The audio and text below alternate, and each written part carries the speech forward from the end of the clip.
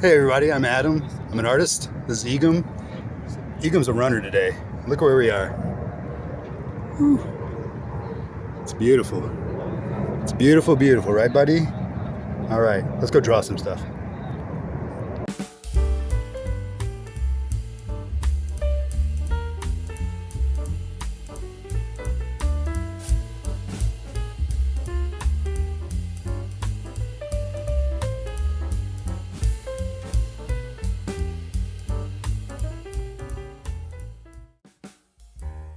Oh yeah, man. Hey everybody. Welcome back to my channel. I'm AC. This is AC Draw Stuff.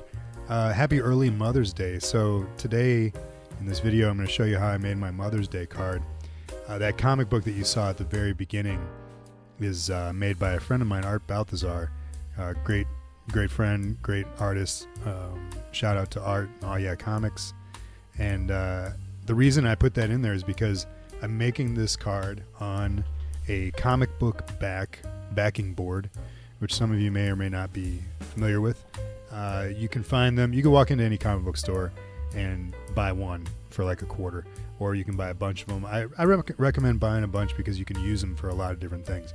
But I found that if you're making custom cards, greeting cards like this, they work perfectly. You fold them in half. It's a great size. They're very durable. They've got a glossy side and a flat side or a matte side. And so you can do different things with them depending on what you're working with. Today we're using the non-glossy side of the comic book board. And what you already saw me do was just measure out to the middle and fold it in half. And then I used the ruler. Everything is going to be kind of freehand except for this one thing.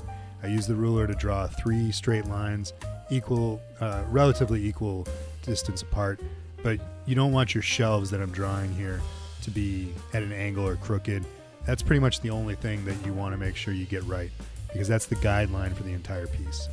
So I thought, and this is another idea that I'm kind of expanding on that I saw from Andrea Nelson. She's just an amazing artist and an amazing teacher, more than anything I've found.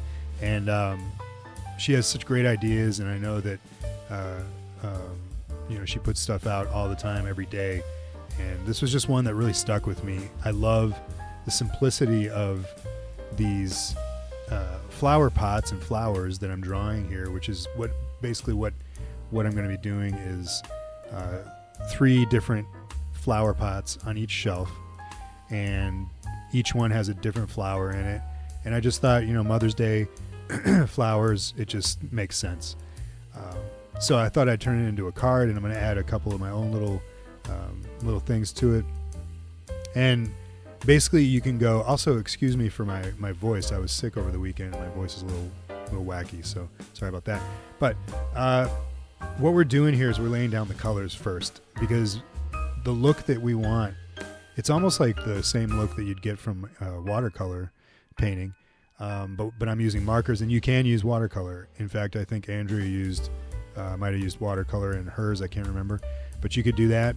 And just remember, if you do use watercolor with the comic board, to make sure you do not use the glossy side, especially with watercolor, because it just won't absorb into the paper. It'll be a mess. So we're just drawing general shapes. I drew the general shape of 3 wooden shelves, and then the general shape of 9 total flower pots, and just go crazy with it. The flower pots could be the shape of anything. And here I have my boy Egum and Fluff. Take our Egum and Fluff break. These two, they love sitting with each other like this in the sun. And Egum kind of nudges her like he's doing there to get her to do the same back. They love each other so much. So once you got your flower pots, the shapes done, then you're going to start adding the leaves of the flowers or the plants that you're going to put in here. And I found it really not just fun, but sort of freeing to just start making shapes, green shapes. You don't know what they're going to end up coming out as until you really outline them and give them detail. You might have the idea in your head as to what kind of plants you want. And a couple of these I knew I wanted to be cactuses. One in particular I wanted to be my Christmas cactus, which was something that my mom got me when I graduated high school in 1995, and I still have it today. So it's decades old, and it's very healthy. It bloomed twice this last month, which it usually only does once a year, and it hadn't bloomed in the last couple of years, so I was worried about it. So one of these is going to be that. I also have, I think they're called philodendrons, so I might turn one of those into that. And then the one I'm working on right now is, I believe, is it a money tree or something that I have sitting right next to me as well, that my mom also gave me. So, this thing is just filled with mom stuff and like homages to mom, and you fill it with whatever means something to you as far as your mom goes. Or maybe you're not making this for Mother's Day, which is also fine. Maybe you're just making it for yourself. Maybe you're making it for somebody's birthday. But by the time this is up and live, this video, it'll be a couple days before Mother's Day, and I wanted to get it out as a really cool idea for you all to try. So now that I've got the basic colors down, and it's just like, if you're using markers, just go nuts. If you're using watercolor, it's going to be even more just like color splotches and stuff. So now I'm taking my Micron Pigma ink pens, which I love, and just outlining everything. I'm just doing outlines. So I'm outlining the shapes of the flower pots. I'm outlining the shapes of the different flowers, outlining the brown shelving. And I don't know if you can hear it, but there's a Amazon guy dragging a giant bag outside my window right now. If you heard that, that's what that is. It's not rain. So you're just doing very basic shapes. In fact, this almost goes back to the Ed Emberley books that I posted about in a couple posts on Instagram and a previous couple YouTube shorts here. I recently got a couple Ed Emberley books, another suggestion from Andrew Nelson, and he is a master of simplifying complex objects that you want to draw into just shapes. And that's all I'm doing here, is I'm looking at the colors that I laid down and seeing what shapes come out to me, and just outlining those shapes. Lots of rectangles, squares, half circles going on here. And that'll also come into play when you're outlining your leaves for the different plants. And the thing that gives you when you do just these outlines is it kind of gives, there's going to be blank white spaces within the outlines where there's no color, and it just adds a little bit of almost like a cartooniness to it. I absolutely love it. So now I'm going in and outlining a lot of the leaves. In this one, I did a bunch of little green dots, so I'm just circling those green dots. And you can leave them that way. You can connect them with vines. You can all different kinds of ways that you can turn it into a plant. But you'll notice as I keep outlining, and we're doing almost as little detail as possible. It's all just outlining. And as I keep doing that, the picture starts to take more form and take shape, and you start to see just how really, really amazing this approach can be. This one here that I'm doing, I think the first one there is the cactus. The second one was just some random plant. But this third one here is kind of like I think it's the philodendron. It's like, or a golden pathos or something like that, where it's like a vine plant, which I've also had mine for at least 20 years. And it keeps it's still really healthy, but it keeps losing, one of the vines will go from the pot maybe almost like 10 feet out, 5 to 10 feet out. And there'll be nothing on it until you get to the very end. And there'll be these leaves, these healthy leaves, green leaves on the very end. But you've got this giant vine with nothing on it. So over the years, I'll trim that vine off and I'll repot what I trimmed off. And so now I have, I think, 4 that are growing all healthy They're amazing. I love plants so much. So here's I wish I knew what it was. Money tree, which I'll come in and finish with the tree trunk, because it actually has like a pretty thick tree trunk to it.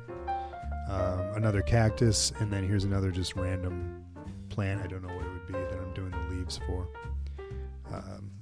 And also with these, you know, if you, this whole piece, the whole card, as a finished piece, another great thing that you can do that you'll see later on is you can leave more space if you want in between each pot, which I've done. I did a couple of these, and in the space, see you, Amazon guy. In the space between, you can add different things on that shelf that maybe mean something to you, your mom, or whoever it is that you're making this card for. Later on, I'm going to add a couple things.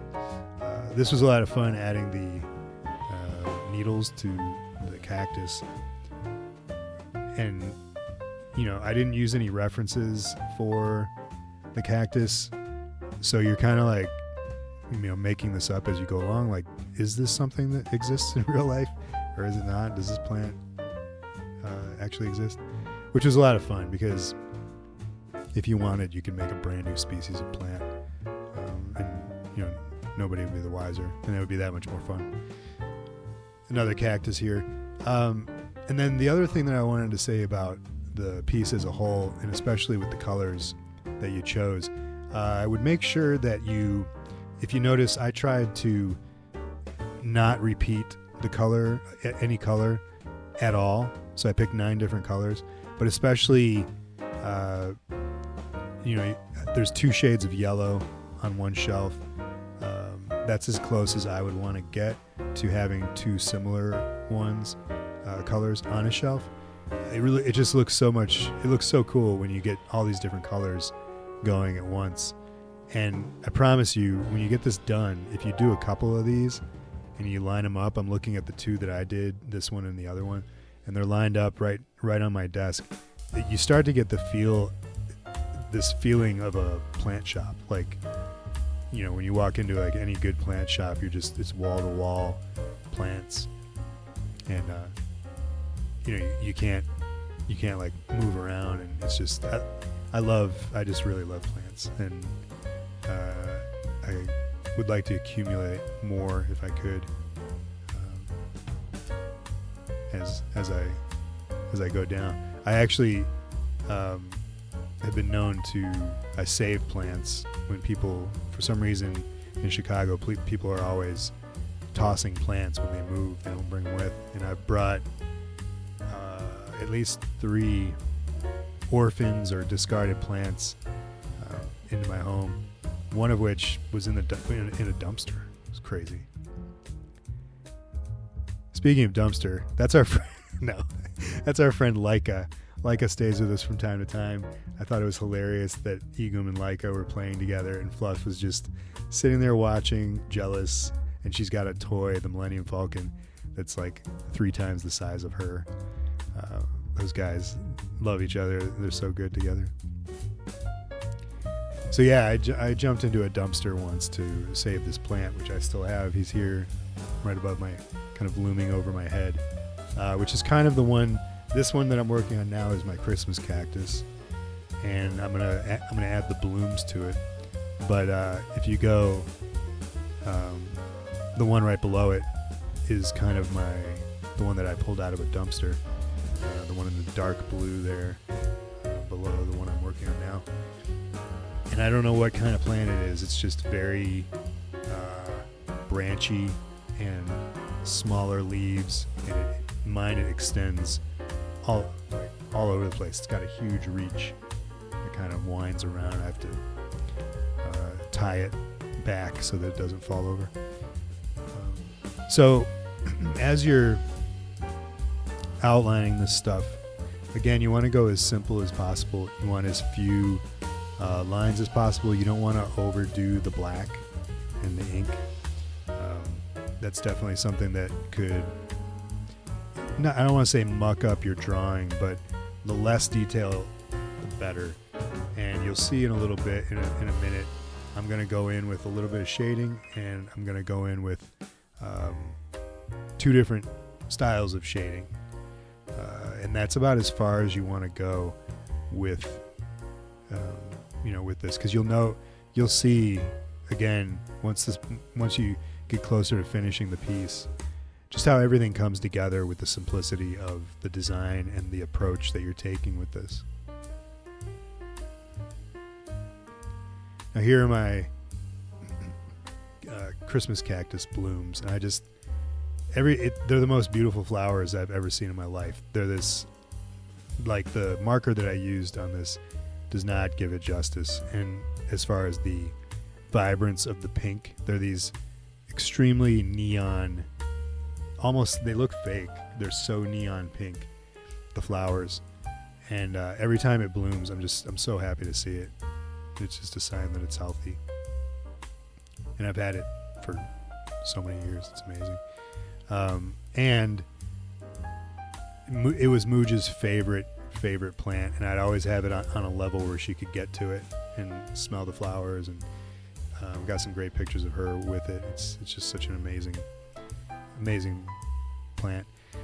So you saw me finish my money tree, or whatever that is there, the big, almost like a palm, a miniature palm, I guess, but it's not.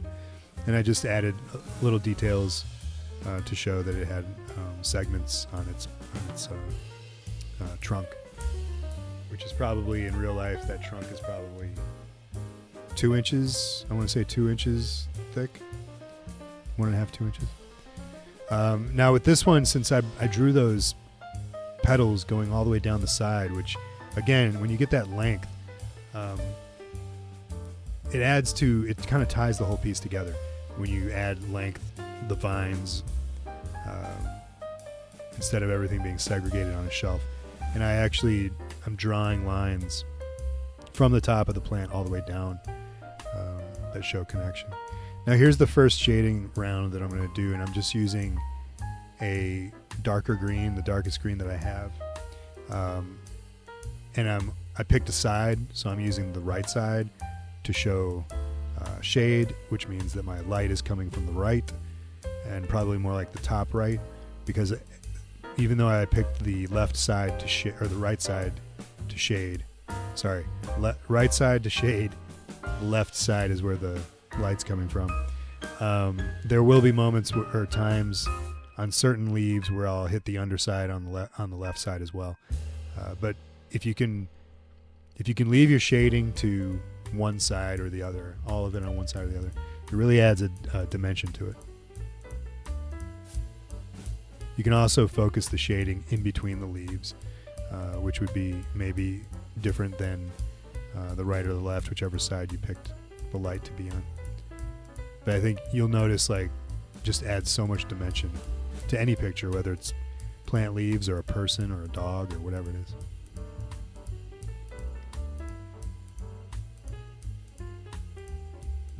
And as you're going through this, you don't want to rush it, but you also don't want to spend too much time on one thing. And you'll find, if you use the comic board like I am, the non-glossy side, it really absorbs color and these markers, the Copics that I'm using, to a point where you don't really have to use a lot of color. For me, it feels different than anything else, than drawing on anything else, or coloring on anything else, whether it's my sketchbook or watercolor pad or whatever it is. It's very cottony as far as the absorption level, I guess, goes. That's not even an art term, but but that's what I'm going with.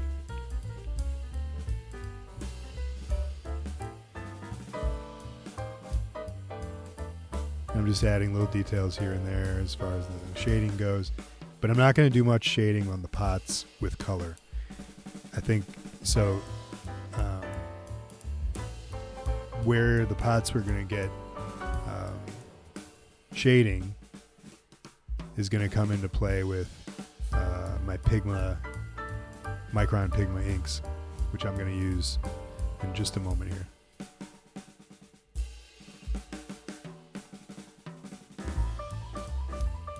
So here's the shading for the pots. Now all I'm doing are these just random straight lines. I kind of bunch them up on the edges. So I bunch them up at the top and I spread them out as I go down, and then they bunch up again. And I'm laying it on a little bit more thick, or a few more lines where the pot meets the plate of the pot at the bottom, just to show the separation. And what this does is it gives it again that sort of like New Yorker feel, that New Yorker cartoon. I don't know what the right term would be, but it's such a cool way of cartoon style shading, which you'll see once you finish it up and you back away from it and you get a good look at the whole piece.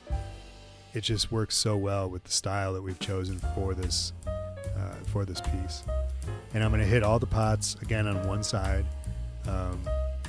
and this side doesn't have to match up with the side of the shading of your plants, because those plants are kind of hanging over. They may hang more on one side or the other, creating the shade for the pots. You could do it all on one side, the shading for the pots and the plants. I chose to do it on a different side. And it's more, this kind of shading is more showing shade in the different crevices of the pots rather than something that may be hovering over the plant, creating a shade on that pot. It also gives it a texture. And I'm going to do the same thing on the wooden shelves, just a little bit on one side.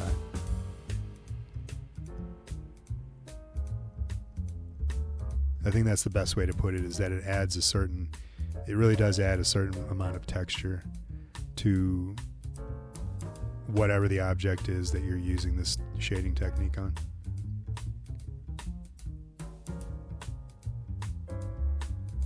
And there it is. So there's one more thing that I wanted to add in last minute. And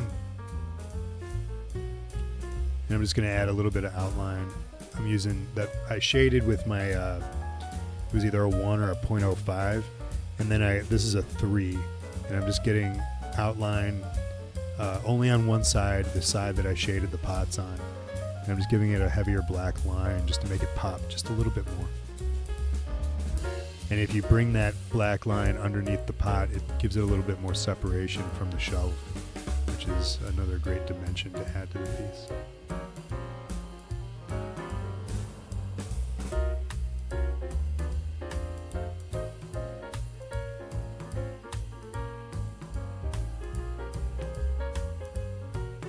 You see, I wish there was a word that I could use for the New Yorker style cartooning and shading that I'm employing here, but I really don't know what it is. I love it, and this makes me want to try this style on a bunch of different stuff. I'm not sure, like a bunch of different things and ways. So what I'm adding here, I picked the widest spot that I could, or that I had left in between flowers. And I'm just doing some color stripes, and I'm going to turn those into books on the shelf in between the plants. Very small books or very big plants. Didn't really plan that out. On one of the pieces, the piece that I did before this, the books are bigger than the plants. But I would recommend whatever size you do, make sure they're big enough to write little titles of the book on the side, because it's a great way to personalize the card. So I'm writing, and I'll do a close-up here in a second, but they're all books or topics or things that I know my mom loves, or that she's, she shows interest in or whatever, or is familiar with. So she recently I finally got her to watch the whole Harry Potter franchise. So, she's a massive Lord of the Rings Hobbit fan and refused to watch Harry Potter for the longest time, but she really loved it. So one of those is Harry Potter, one is The Hobbit, one's a cooking book, and one says dog poop on it because she's always taken care of my dogs and helped out in that way. And then sign it and you're done. And I love how this turned out. It's just such a nice pleasant piece for a card, especially for a Mother's Day card. I think that, and there's the books, and also using the comic book board, which I highly recommend. It's cardstock, so it's got a durability to it. Granted, you have to find your own, custom envelope, but I really like how it turned out and the use of it. And so that's the end of that. You guys, thank you for tuning in. Happy Mother's Day again. If you want to support this channel directly, you can like, subscribe, and comment. I respond to all the comments. And share the channel, share the videos. Please share the videos. That's the best way to support. If you want to support directly, you can hit the links in the below this video and to my Patreon and my shop, or you can ask me for a commission. I would love to do a commission for you. And until next time, go draw some stuff. Thanks for tuning in. Sit, Muji, sit. Good dog.